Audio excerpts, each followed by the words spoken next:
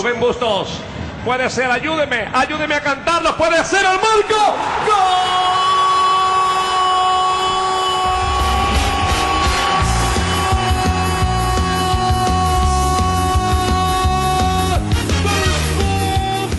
¡Qué golazo!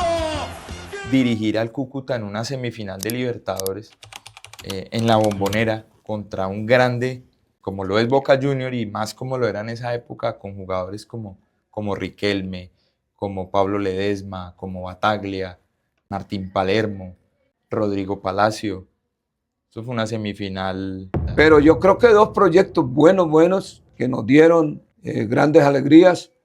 El de Tolima en el 2006, porque era poner a debutar una serie de jugadores que yo había dirigido en el 2002, 2003, 2004, 2005 en el Torneo Nacional de Reserva. Un talento como Bustos, como los hermanos Briceño, como Camilo Ramírez, como Alcatraz García, como Juan Carlos Escobar, que no jugaban profesional, como Charria, estuvo Chigüiro Quintero, Carlos Darwin. Estuvo Richie Sánchez, jugadores que luego se fueron consagrando y fueron saliendo a un club y a otro. Y con esos jugadores fue que se armó el 2006, el Tolima 2006. Este es un podcast de 360 Online. Hola, bienvenidos a un nuevo capítulo de Sin Fronteras 360. El día de hoy les traigo un invitado del fútbol. Fue semifinalista de Copa Libertadores y ha tenido una gran trayectoria en el rentado nacional. Les presento al profesor Jorge Luis Bernal. Profe, muy buenos días. Sí, buenos días a todos, mucho gusto. Aquí con ganas de hablar un poquito de fútbol, de todas estas historias que he venido cumpliendo pues en la vida como técnico de fútbol. Ah, bueno, profe. Profe, ¿desde hace cuánto dirige? Bueno, desde los 16 años. Tengo 72. Toda la vida. Toda la vida he estado en la dirección técnica porque pues quise jugar fútbol profesional. Seguramente no tenía las condiciones suficientes para ser jugador de fútbol profesional, pero uno con 14, con 13 tiene sueños. Claro. Y nadie los tiene que prohibir. Pero me fracturé un codo sobre los 15 años y no me alenté pronto. No como ahora que la tecnología y todo ha progresado y en 2 meses ya el chino está jugando otra vez. Claro, ya eso en un momentico que lo recuperan y a jugar. En cambio, anteriormente no se tenía esa facilidad que se tiene. Lo cierto fue que con todos mis amigos de la cuadra, aunque era una cuadra numerosa, porque yo normalmente he vivido en la 26 con cuarta estadio, y venían los amigos de la 26C, como quien va para la quinta, sí. Y allá vivía Nelson Torres, alma bendita, que jugó en Selección Colombia, Selecciones Tolima, vivía Oscar Moño Muñoz, que vivía bien en La Loma, los Tobita, eran buenísimos jugadores los que venían de allá, incluso nos ganaban muchas veces. Y hacia la tercera, entonces estaba el papá de Harold Rivera, estaba Tambocha, Sáenz, y hacia abajo, hacia la 27, estaba Gonzalo Abella, uno de los mejores jugadores que he visto en el fútbol aficionado. Y ahí estaban los de un club deportivo, ahí nació un Once Deportivo, se llamaba, y un señor Jafé los patrocinaba, era zapatero, y de los zapatos sacaba para pagar inscripciones, uniformes, y para pagar lo que fuera pues en la liga de fútbol. Me imagino que si hubiera sido directivo ahora no ha podido ayudar, porque ahora cobran 1.500.000 para un campeonato de 1.500.000 de inscripción para un torneo sub-20, ¿no? Entonces es difícil, ¿no? Claro. Pero bueno, sacamos un equipo, escuché por la radio que iba a haber un torneo de interbarrios, sacamos un equipo entre todos, ganamos el torneo y comenzó y nació en mí una vocación, unas ganas totales por ser técnico. Por liderar un equipo. Sí, yo nací como algo con algo o mucho de liderazgo. Y tanto así que la primera vez yo conseguí, a mis 16 años, 15 años, conseguí que nos patrocinaran, nos dieron la pantaloneta, la camiseta, nos pagaron en la liga lo que hubo que pagar, nos pagaban el arbitraje. Y ahí nació una gran goma por ser técnico de fútbol. Pero en ese entonces no había, creo que no había ni siquiera educación física y deportes como hay ahora en la Universidad del Tolima. Y habían pocas universidades en el país. Las oportunidades para capacitarse como técnicos eran pocas. Sí, en uno esa tenía, época. por eso creo que en mi vida me fui formando como autodidacta del fútbol, ¿no? Porque yo iba mucho a ver a entrenadores. Yo estando niño, estando jovencito, yo iba aquí a Ibagué a ver entrenar a Severiano Ramos. Y había un señor Roberto Abalay, que también fue técnico del Tolima. Y yo iba a ver qué hacían. Y cuando tenía la posibilidad preguntaba. Pero al principio yo iba más que todo a ver los trabajos que hacían. Movimientos, tácticas. Los juegos aplicados. Y fui creciendo así. Por eso me fui a Bogotá muchas veces. Allá teníamos tías y tíos por cargas. Yo podía ir y allá eran felices recibiéndome, que la tía Elvira, la tía Lola, que fuera y aprendiera. Claro.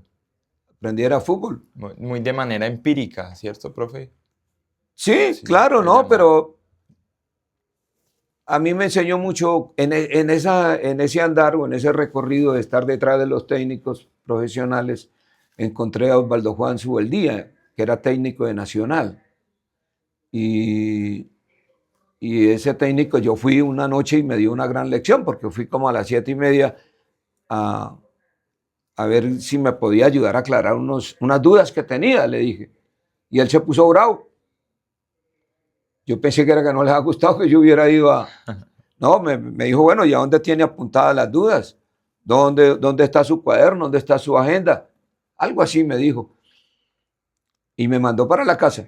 Y me dijo, váyase a su casa y apunte las 4 o 5 dudas que tenga. Y mañana nos vemos aquí 9:30 otra vez. En esta misma silla. Y al otro día Metodología es hacer con orden una cosa. Y hacer con orden, lo que usted está haciendo necesita un orden, apunte. Porque de pronto viene y me pregunta y se le escapa lo que usted más quería saber.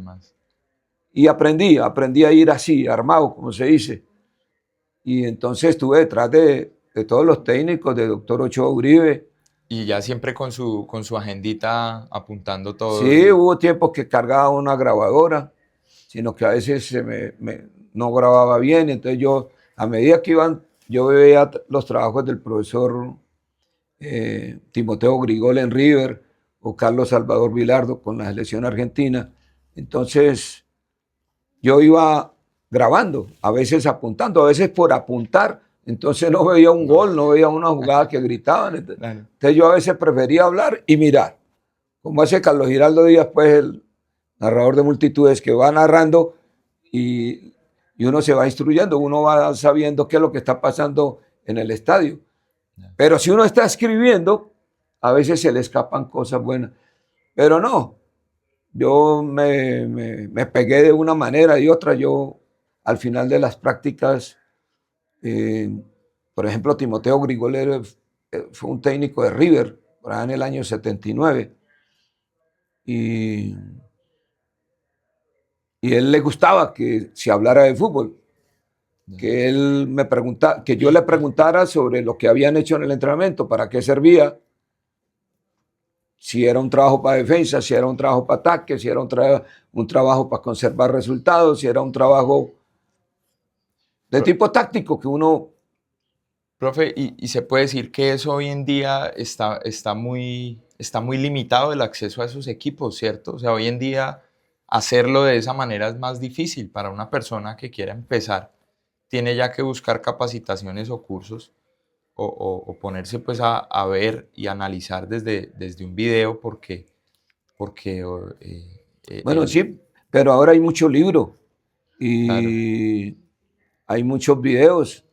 Entonces pero es que antes no había esos videos, no habían libros. Aunque yo, cuando viajaba a Bogotá, yo no iba a comprar una camisa, yo iba a comprar era un libro. un Yo libro. iba en la séptima con Jiménez, había una librería, creo que La Nacional se llamaba o se llama, y yo ahí iba a buscar un libro. Yo con que comprara un libro me venía Ya feliz. se venían feliz a... Era mejor que comprar una camisa, que comprar unos zapatos. Ya, Y así fui aprendiendo, así fui aclarando conceptos. Y yo no paro, ¿no? No paro de tratar de ganar información, de leer. Eh, ahora por Facebook, por todas las redes, uno tiene posibilidad de escuchar diálogos sobre fútbol de grandes personajes en el mundo del fútbol mundial. Y entonces a veces uno puede repetir y repetir para aclarar la información o los conceptos que están dando, ¿no? sí. Entonces, definitivamente he sido un técnico autodidacta, ¿no? Sí. Profe, ¿cuál considera usted que fue el punto flexible de su carrera? O sea, el punto en el que usted dirigía, digamos, equipos locales. ¿En qué momento pasa usted a dar ese salto al fútbol profesional colombiano? Bueno, a nivel municipal, pues, y departamental, a veces uno pasa desapercibido, pues. Pero ya cuando comencé a, a participar de torneos nacionales, por ejemplo, con San Simón, entonces quedamos campeones con San Simón en el 81 en Bucaramanga, en el 82 en Cali, y subcampeones en el 84 en Neiva y 85 en Neiva. Entonces, en ese entonces no era muy común que el Tolima quedara campeón a nivel nacional, como después sí llegaron una serie de victorias. Aunque Tolima había sido campeón en el año 68 con Lisandro González, un gran técnico de nuestra tierra, y antes en el 64 con Antonio Julio de la Hoz. Pero, para de contar, pero llegó la época de San Simón a nivel de Colombia y creo que eso me dio como un reconocimiento, ¿no? Por ahí me acercaron al Deportes Tolima, a las inferiores. Llegó un técnico, Pedronel Ospina de Cali, Sí. y él vino y era el técnico de las reservas. Y para armar las reservas, él comenzó a ver jugadores y la mayoría de jugadores que él escogió, sin él saber, yo los dirigía, eran de mi club, el Ariel Armel. Entonces, bueno, hicimos amistad, él vio mis esfuerzos, vio mi trabajo y en el año 81, el doctor Gabriel Camargo lo llamó para ser técnico del Deportes Tolima. Increíble, en ese entonces yo era un estudiante del doctor Ricardo de León, que trajo el pressing a Colombia, que le enseñó a Maturana, que le enseñó al profesor Maturana, pues le enseñó a Hugo Gallego, el profe Hugo Gallego, le enseñó a Flores, le enseñó a Carrillo, le enseñó a todos los que han sido, a Quintabani, a todos los que han sido técnicos en Colombia. Eso fue como la universidad de ellos, estar con Ricardo de León, porque luego todos dirigieron en fútbol profesional, incluso la selección colombiana, Claro. con temas y conceptos como lo manejaba en la cancha 2 del Parque Deportivo, la cancha 2 del Parque Deportivo Ariel Armel, se debería llamar así, Parque Deportivo Ariel Armel, en homenaje a ese exgobernador del Tolima que compró los terrenos y nos regaló unos escenarios donde incluyó 5 canchas de fútbol, que después no tuvo dolientes, Sí. que después no tuvo gobernadores o alcaldes que ayudaran a la conservación de dichas canchas, ya eso fue otra cosa. Y hasta el paso que hasta el día de hoy que tenemos una sola cancha de fútbol para adultos, para juveniles, para mayores, como es el estadio alterno, Estadio muy bonito alterno. y todo, pero no tenemos más canchas. No más. El resto de canchas son o para niños o para adultos, porque es para jugar 5 y 5, 7 y 7. Pero bueno, lo cierto es que Ricardo de León dejó una gran huella, dejó una gran enseñanza. Y allá yo me iba, como dicen los muchachos, me lo iba a pillar todos los días por la mañana a ver si él actuaba, porque a veces hacían trabajo físico. En ese entonces se hacían recorridos de 10 kilómetros, de 8 kilómetros, de 6 kilómetros. Entonces, claro, ahí no.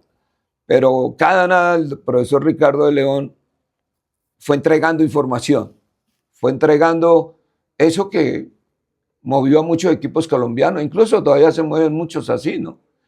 Y detrás del doctor Vilardo, 5 meses y medio en Argentina. Ellos entrenaban en Seiza, River entrenaba en la sede de River, y entonces yo me lo pasaba en esos recorridos, de la cancha de River a la cancha de Seiza. Eran unos recorridos duros, incluso un día se me bajó la presión, porque yo podía ir a Seiza, económicamente hablando iba bien hasta Espinal, si Seiza, por ejemplo, fuera en Guamo. Y de Espinal a Guamo me tocaba a la fija caminar como un berraco. A veces me recogía algunos jugadores. Yo recuerdo que me recogió Taylor, que me recogió, bueno, y los profesores. Me recogió el médico Madero, el preparador físico Echevarría. Pero un día no sé si pasaban muy rápido o algo, en todo caso no me vieron. Y yo fui caminando. Cuando llegué a Seiza, se dieron cuenta, el médico de la selección se dio cuenta. Y me dijo, ¿qué le pasa, colombiano? Y entonces yo pensé que estaba molesto o algo. Me dijo, camine para allí, para la camilla. Y lo vio pálido. Sí, que estaba blanco, se me había bajado la presión. Y yo he sufrido de presión alta. Allá se me bajó porque... Lo contrario. Por el esfuerzo. Y como a veces, seguramente he dejado de desayunar cualquier cantidad de veces por ir a un entrenamiento, por ir a un partido. Yo creo que ese día no fue la excepción. Pero no, chévere con ellos. Pero tenía acceso. A mí me decían que los argentinos eran muy picados, los argentinos se las creían que se las sabían todas. Y yo en ese entonces yo decía así, saben mucho, pero saben compartir. Ya. Claro que les gustaba que yo les preguntara, ¿no? No les gustaban que fuera uno ahí como en silencio, como a veces van a ver un entrenamiento, salen, nunca preguntan nada y salen a decir, yo no haría ese trabajo, yo prefiero hacer este es mejor. A criticar después de lo que ven. A veces ha sido así de que la gente joven o los que empezamos como técnico, entonces queremos saber más que el que ya lleva 30 años, 20 años dirigiendo. Profe, de los equipos que usted ha dirigido, ¿cuál cree usted que ha sido el proyecto más especial? El que más usted haya, digamos, obtenido como ese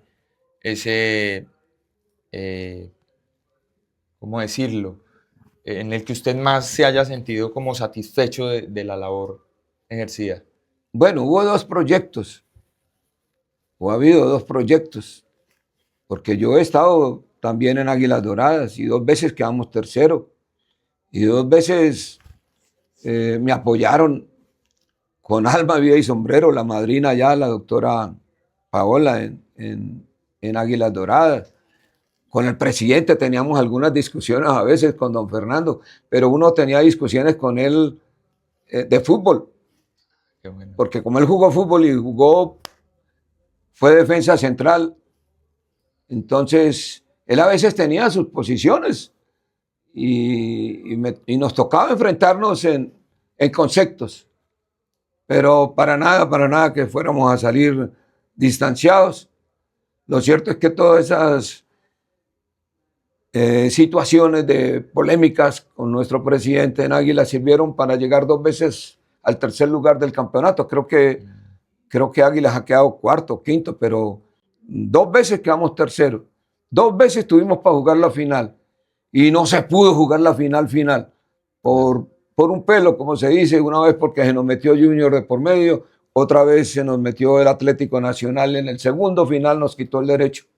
Ya. Pero yo creo que 2 proyectos buenos que nos dieron grandes alegrías. El el de Tolima en el 2006, porque era poner a debutar una serie de jugadores que yo había dirigido en el 2002, 2003, 2004, 2005 en el torneo nacional de reservas. Jugamos 4 torneos de reservas, de los cuales ganamos 2 veces campeón y 2 veces subcampeón.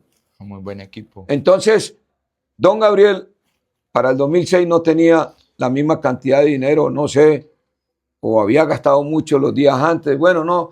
Lo cierto es que él no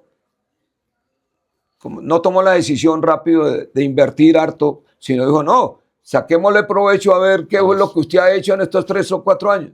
Ya. Porque él sí invirtió harto dinero en la reserva. ¿Y qué jugadores pasó usted a dirigir en ese 2006 ahí en el Tolima? ¿Qué jugadores pasaron de la reserva ya que usted recuerde? Bueno, pues que recuerde, pues, un talento como Bustos, como los hermanos Briceño, Bueno, como Camilo Ramírez, como Alcatraz García, como Juan Carlos Escobar, que no jugaban profesional, como Charria.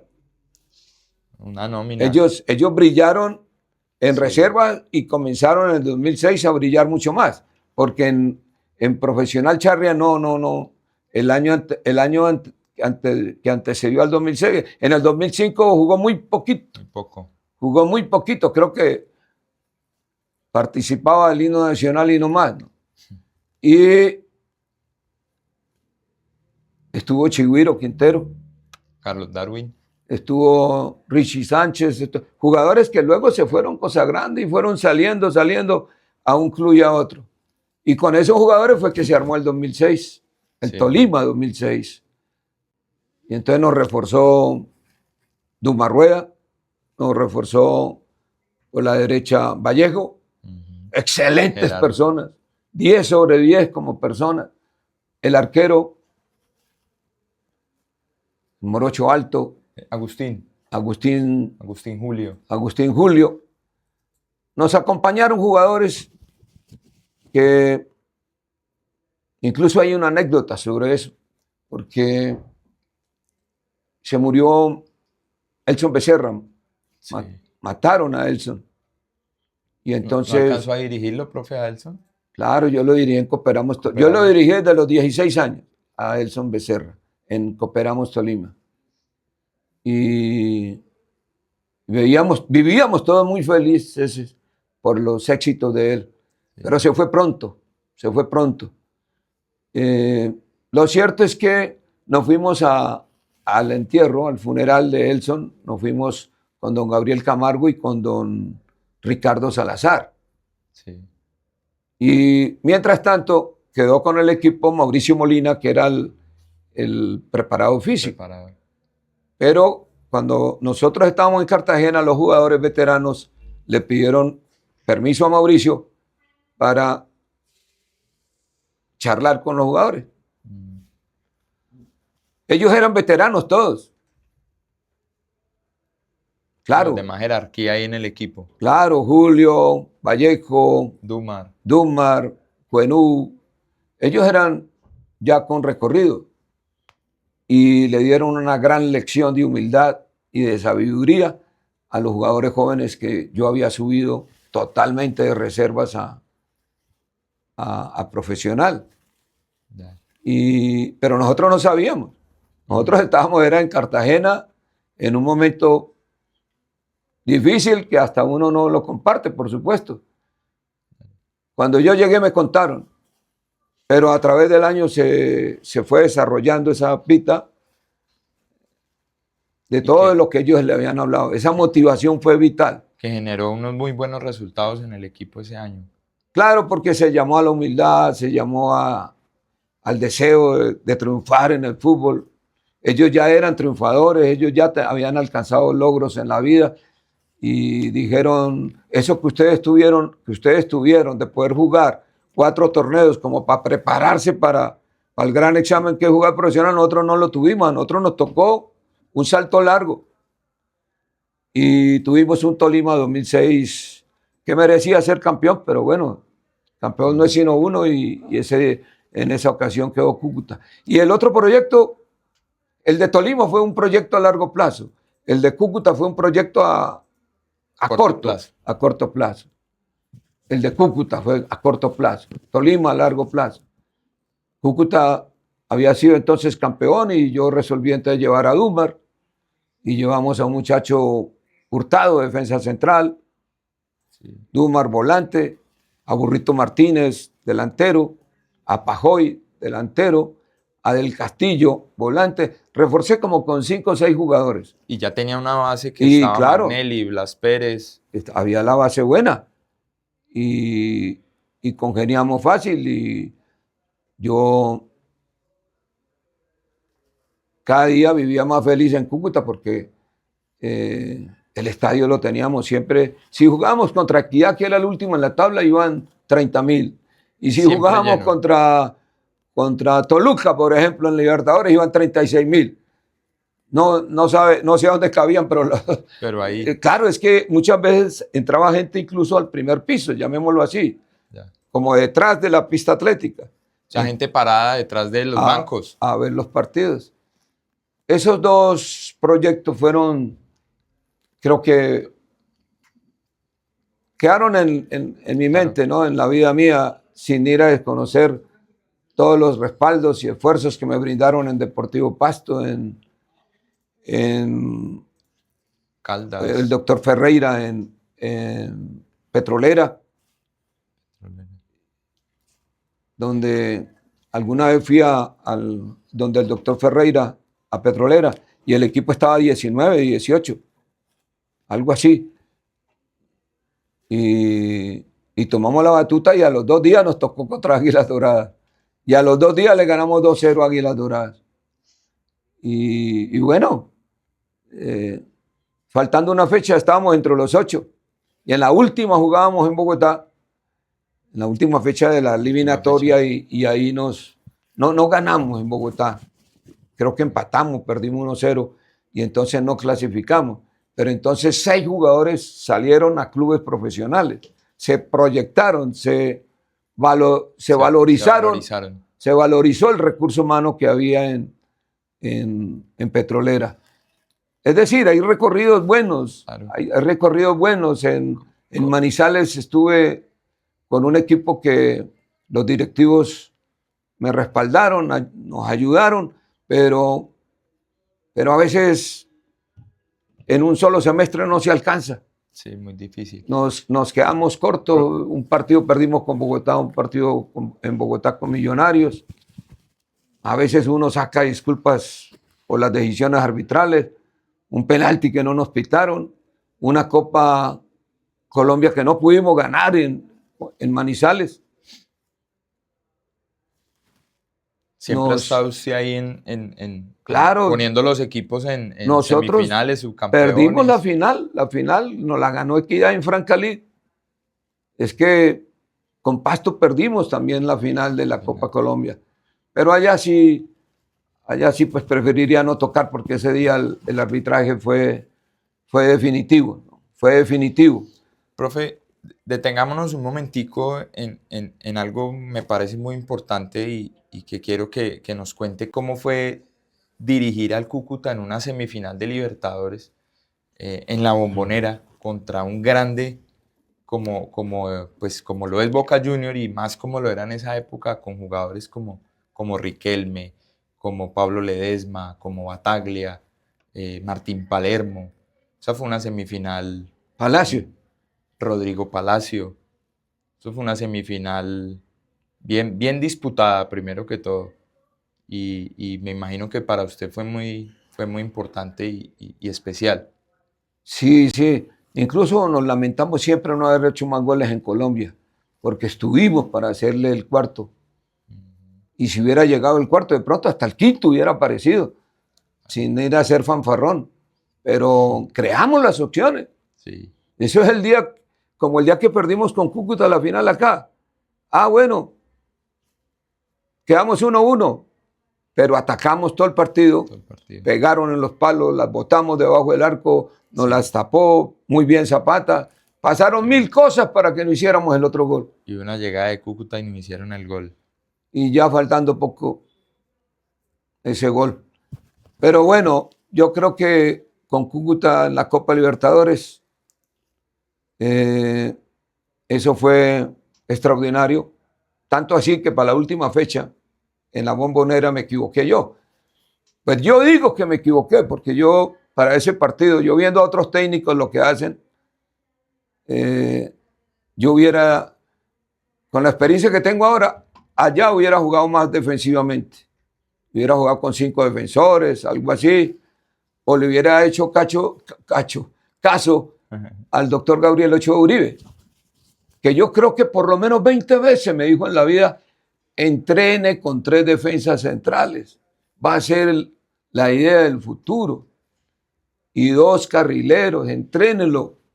A veces queda jugando con 5 defensores, cualquier día lo va a necesitar, pero por caprichoso no tomé esa decisión, pero la almohada no me ayudó, mis compañeros de cuerpo técnico entendían más o menos lo mismo que yo pensaba. Hablé con otros directores técnicos que estaban en ese momento vigentes en Colombia, yo los llamé a preguntarles por esa experiencia. No me sentí para nada que iba a quedar por debajo de ellos. Pero no, todo el mundo aplaudía que si ese equipo que yo dirigía era goleador, no lo fuera a volver, no le fuera a cambiar esa cara. Ya. Que nosotros, por ejemplo, hicimos 5 goles a Toluca, 4 a Tolima, 9, ¿no? Sí. 3 a Boca De local. de local. En Cúcuta. En Cúcuta. En Cúcuta, 12. Van 3 partidos. Y otro a los paraguayos 3, 15. En 4 partidos, 15 goles en la ronda eliminatoria. Entonces, como que yo dije, no, hagámosle, pongamos el equipo. Lo que pasa es que para ese día no tuvimos al goleador. Sí, La tribuna gritaba goleador, panameño goleador, algo así gritaba. Porque era goleador. Sí. Magnelli la tomaba y él ya le estaba mostrando un movimiento. Lo que uno trata de enseñarle al jugador joven que juega de 9, que juega de atacante, de que se muestren, de que salgan a zonas libres, de que vengan a recoger, de que hagan una diagonal. Y Blas para eso era impresionante. Y Magnelli, como James, o como Juanfer, que la ponen donde ellos quieren. Donde ellos quieren. Entonces, perdimos ese título, nos faltó Blas Pérez, y ya después del partido yo dije, no haber jugado como me decía el doctor Ochoa Uribe. Y es que el doctor Ochoa Uribe no me dijo 15 días antes de jugar esa semifinal. No, me lo dijo 3 años antes, 4 años antes. Él siempre me decía, porque él veía que en el mundo iba a pasar lo que pasó, de que muchos equipos importantes del mundo iban a jugar con 3 defensores. 3 defensas centrales, quiero decir. Pues. Y quedó ahí una posibilidad de haber ganado un título continental. Sí, pero bueno, mi Dios quiso que fuese así. Estamos en Ibagué con nuestra gente, con nuestras divisiones menores, con nuestro comedor comunitario, que entre otras cosas funciona por la generosidad de mis amigos del fútbol, de Germán Eduardo Rivera, de Henry Rojas, de Luis Fernando Alvis, de Chefi, gente del fútbol que me ayuda. Este muchacho Ríos, que juega en Pereira, que quedó campeón acá, él está jugando en Pereira, pero no olvida la niñez, los niños y las niñas que él iba a ayudar a entregarle los almuerzos incluso. Entonces, todas esas cosas uno no se le olvidan y seguramente a la tumba las llevaremos, porque pues es fácil ayudarle al que tiene, pero al que no tiene, llevamos 19 años. Ese comedor comunitario lo fundamos en Semana Santa del 2006. Y usted viera la humildad de Agustín Julio de Vallejo, porque el día que citamos, ese día, ese primer comedor comunitario fue con tamales. Y compramos 100 tamales. Nos pareció que si llegaba a ir más gente, era fuera de serie la cosa, ¿no? Que nos iban a sobrar tamales. Llevamos 100 y 100 se fueron rapidito. Comenzamos a hacer cálculos con Julio y habían como por lo menos 40 personas más. Prendió el carro Julio, no sé si se fue con Briseño, con Bustos. No recuerdo con quién se fueron y trajeron como 50 tamales más. Y ahí nació el comedor comunitario, 19 años. Vamos a cumplir años ahorita en Semana Santa. Pero ha sido una tarea dura y una felicidad de ver de que haya gente que como que quiere devolverle a su ciudad o a su gente algo de lo que le ha regalado la vida y lo que ellos mismos le regalaron, la ciudad donde estuvo, ¿no? Y la satisfacción, profe, que le deja todo el recorrido y poder usted hoy en día contribuir con todos esos allegados al fútbol y amigos suyos a poder retribuir algo a la comunidad, pues en este caso aquí en Ibagué, en el comedor y pues también usted me contaba tras cámara que dirige un equipo ahí en donde los niños van gratis a entrenar con usted. Ah, sí, no, el Ariel Armel nunca ha cobrado, ¿no? Lo de nosotros es un impacto social en los grupos que yo manejo. Y lógico, muchos niños de los que fueron al comedor comunitario hoy en día son ingenieros, son médicos, son psicólogos. Otros manejan taxi, otros no tuvieron la misma fortuna, pero una gran alegría nos da poder con todos esos amigos que le mencioné, poder aportar a esa situación que es difícil, a esa desigualdad social en que vivimos, ¿no? Total. Listo, profe. Muchas gracias por todas sus experiencias, sus anécdotas. Gracias por compartir con nosotros un espacio tan importante y bienvenido.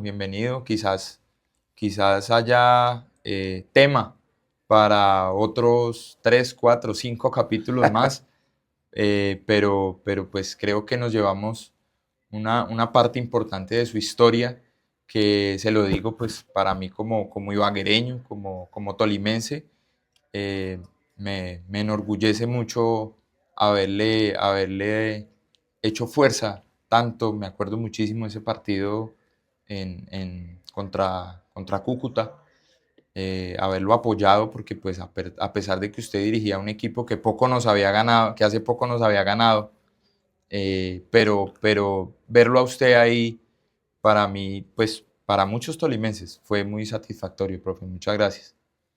Gracias. No, todas esas victorias del Cúcuta y de Tolima, casi que a veces como que lo han convocado a uno a llorar, ¿no? Sí.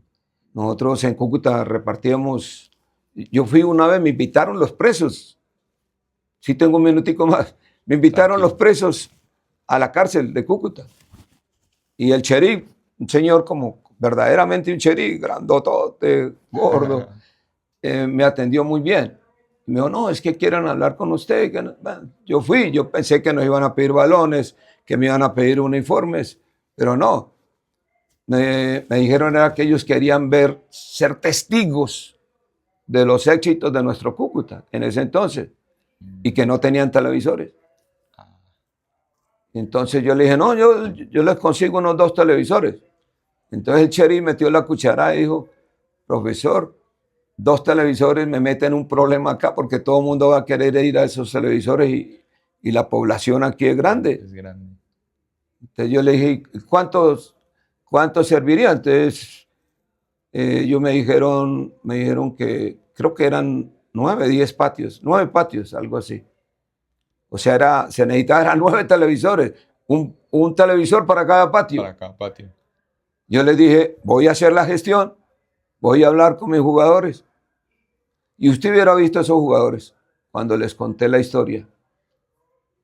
Me autorizaron enseguida que fuera y comprara inmediatamente los 9 televisores. Nos fuimos, no sé si fue con Zapata, si fue con Bustos.